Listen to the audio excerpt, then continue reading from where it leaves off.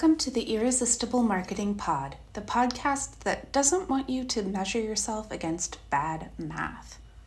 I know you've read a lot of stuff and listened to a bunch of business thought leaders who have told you you're supposed to be super concerned with your marketing metrics. But honestly, meh.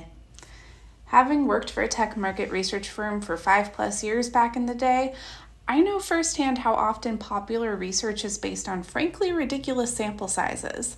A lot of benchmarks and statistics that get parroted around the industry are based on tiny, geographically distinct sample sizes.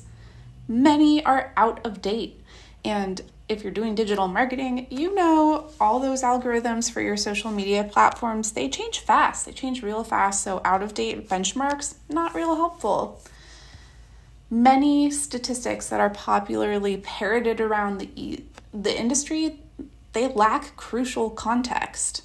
Many aren't even cited. Like seriously, CEOs often just say something like 30% off the top of their head without mentioning that this statistic is just off the top of their head. And then they get quoted in the press because it's fair game to just quote people without following it up. I wish we funded journalists more so they had the power to go check on statistics that are getting quoted often. But anyhow, getting off track, he said. In general, I think we put too much stock in marketing metrics. Now, don't get me wrong. Sometimes they are helpful, but numbers never, and I mean never, tell the full story, even if all the math is good and right and just. Like, numbers are just numbers. They're not a judgment. And a lot of people look at the numbers and they beat themselves up when it comes to their marketing and their business and whether things are going to work out for their brand. And this just isn't helpful because it's not empowering and it's not motivating. And if looking at numbers and metrics keeps shutting you down and sending you into a depression so you can't show up for your marketing at all, it's really not the way to go. It's really not where you should be putting your focus right now. So to illustrate my metrics stance, I'm going to take my favorite metric, CTR or click-through rate, and break it down, why it's helpful and why it isn't. So let's start with why I care about it. Why do I care about CTR or click-through rate? As I just mentioned, of metrics, I have a very meh relationship with them. But I do think click-through rate is one of the most helpful because it can give you insight into whether the messaging and presentation of your marketing or your ad did enough to get the people who saw it to take the desired action. And did your marketing or advertising land in front of the right people who would be likely to take the desired action, like buy the darn thing? It can also give you some insight into that. But you only can get to these insights if you've got solid benchmarks to work with. Recent benchmarks from relevant samples, so of your industry, of your geography, related to your ideal customer. And those sample sizes have to be of a statistically responsible size. Because if you're basing something on 1 out of 3 people who you just randomly surveyed, that doesn't really tell you that much if you have a digital brand that's marketing everywhere. Anyhow, let's get further into it. So first off, what is CTR? What it means real quick, the click-through rate is the percentage of people who saw your request who took the action you asked them to. For example, the number of clicks your Google ad receives divided by the number of times your ad is shown, or clicks divided by impressions from a boosted social media post, or the percentage of recipients who clicked on 1 or more links in an email campaign, or the percentage of people who saw a link in a Facebook or LinkedIn post or Instagram story, etc., who clicked on it. But CTR gets real granular. If you run a boosted post to get people to your group coaching sales page, the people who made it to your sales page would be one CTR that you'd have to run against social media advertising CTR benchmarks specific to the platform you were advertising on. Then, the percentage of people who made it to the sales page who clicked add to cart or checkout would be another CTR with another benchmark specific to websites in your field. Then, the people who clicked on add to cart or checkout who actually bought would be another CTR with another benchmark. And as I hope this illustrates, calculating CTR gets kind of granular and gets pretty complicated.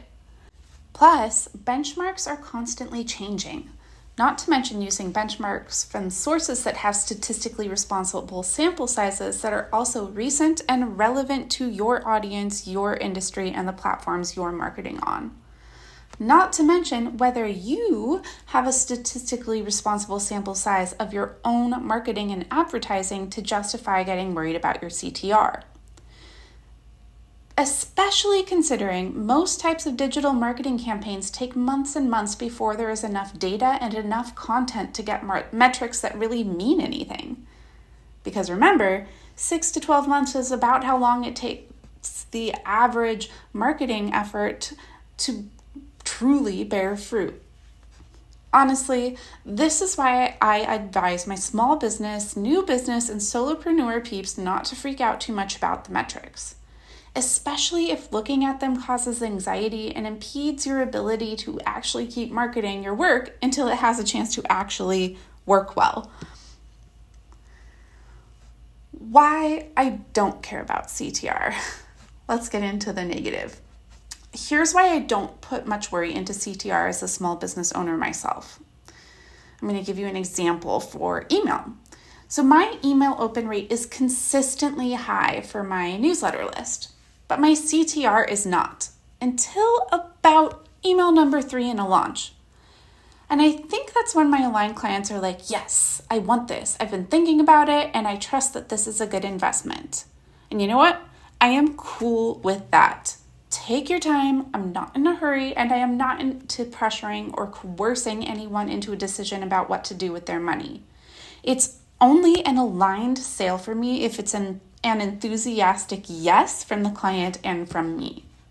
But if I were to take the numbers-only marketing approach I was initially trained in, I'd be freaking out and trying to get my CTR up, totally missing the context that actually it is 100% okay for my clients to have this as their process and their speed. So, in conclusion, benchmarks are helpful sometimes, but not always. Sometimes they can make you try to fix what isn't broke. And remember, numbers never mean anything without context, and they are so often taken out of context. Here's what matters more when it comes to marketing, in my humble opinion. Feelings. That's right, emotions, those messy little buggers. Here's what I think matters more than whatever number is showing up for whichever CTR you're calculating against whatever benchmark you found from the wilds of the unregulated internet. This is what matters more. Do you believe in your offer? Are you confident you can help the people you want to help? Do you love what you do? Do you know how to explain the value you're offering in a way that sounds amazing to your people? And do you know who your people are? For my brilliant, independent, creatives, healers, and small business rebels, the answers to these questions often matter a whole lot more to your marketing results than your CTR. So, if you want metrics that are more like that on how does it feel, how is your marketing making other people feel, how is it making you feel, then you're going to want to come work with me, because I do a whole lot better than throw irrelevant math at you. If you'd like better, kinder, more empowering ways to evaluate your growth and what's working and what isn't, you're going to want to work with me as your very own marketing confidence cheerleader, because that is what I do. That's who I am. I'm here for you. Season of Support, my signature one-on-one coaching service, is 25% off through October 3rd. So with Season of Support, we vanquish whatever is standing in the way of your most dazzling, most empowering, most lucrative marketing, and we get shit done on those calls. You can expect to get things done fast, especially that stuff that you've had anxiety about and keep putting off and putting off and putting off. That's going to get done when you sign up for Season of Support, and it's going to be fun. We're going to tack it in the most exciting, empowering way ever. And with season of support, like, don't be surprised if things start happening really fast for your business. If you start leveling up, you start getting that influx of customers and sales, and you start just blowing up. Don't be surprised. It keeps happening. It just does for my clients. Anyhow, it's 25% off through Tuesday, October 3rd, which is literally hundreds of dollars off the price. And I do have payment plans available. They're interest-free, and they are for up to 6 months. So you can check it out, learn all about season of support, everything we can tackle, everything we can accomplish together, all the ways I can hype you up and get you so stoked and so full of belief in yourself, your business, the value you are bringing to the table in your community, and the fact that there are aligned clients ready, willing, and waiting. They've been waiting for someone just like you to come and make exactly this offer out there. If you want that kind of faith, if you want that kind of trust, if you want that kind of hype, then check out the link for season of support in the show notes. Anyway, and DM me if you have any questions. Always happy to chat. All right, love you, bye.